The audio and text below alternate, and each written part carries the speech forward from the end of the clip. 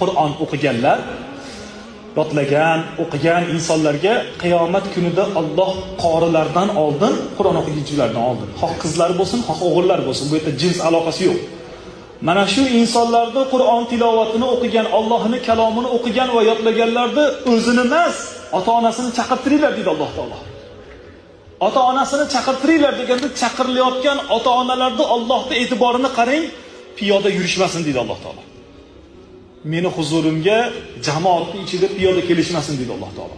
Farishtalarni xizmatga buyurib, tillodan bo'lgan kursilarda Qur'on o'qigan insonlarni ota-onasi ko'tarilib keladi.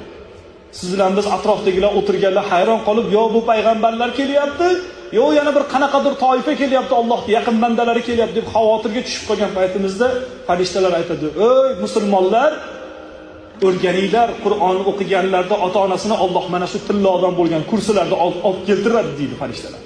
Va ularga qarang, shu ham yetmaganidek, mana shu tillodan bo'lgan kursini ko'tarib kelayotgan paytida quyosh va undan-da yorqinroq bo'lgan tojlar kiydiriladi Qur'on o'qiganlar ota-onasiga. Keyin qatorasiga jannatga kirib ketishadi. O'zlari, farzandlari va farzandlari shogird chiqargan insonlar. Mana eng kichkina mukofot azizlar. Kattasini haqida gapirmay qo'yar, kattasi haqida gapirsam, hamma Qur'on o'qishga o'tib ketib qoladi. Shu sabablarni Qur'onni muhabbatini